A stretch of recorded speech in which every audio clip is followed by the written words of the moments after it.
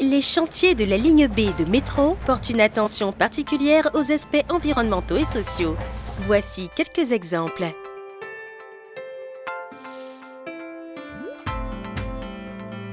Pour réduire la quantité d'eau utilisée, des aménagements ont été prévus pour la recycler au maximum.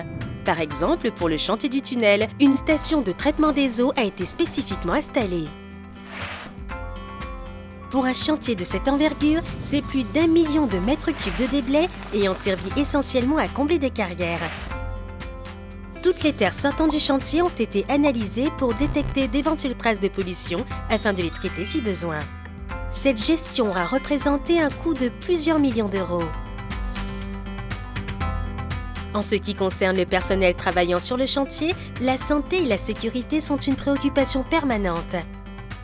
Ceci passe par la formation, comme des journées sécurité sur les chantiers, par l'organisation des espaces de travail, comme par exemple la mise en place de protections spécifiques sur la poutre de lancement du viaduc, et encore par la protection contre le bruit ou la poussière.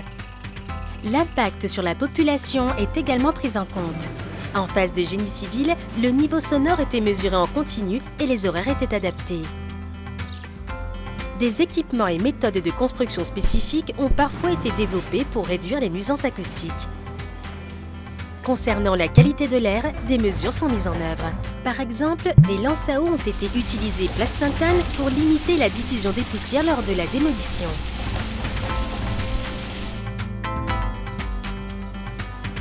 Des aménagements sont mis en place pour limiter ou compenser les incidences du chantier sur la faune, comme la pose de nichoirs ou de clôtures spécifiques. Plusieurs inventaires des espèces ont été réalisés. Des écologues étaient présents sur les chantiers lors des phases sensibles. Au total, conception et construction auront mobilisé l'équivalent de 9000 personnes à temps plein. En octobre 2018, l'objectif initial d'insertion sociale a été dépassé de plus 37%. 70% des personnes réinsérées sont toujours en emploi 6 mois après avoir travaillé sur le chantier métro. Le dispositif joue donc un réel rôle de tremplin vers l'emploi.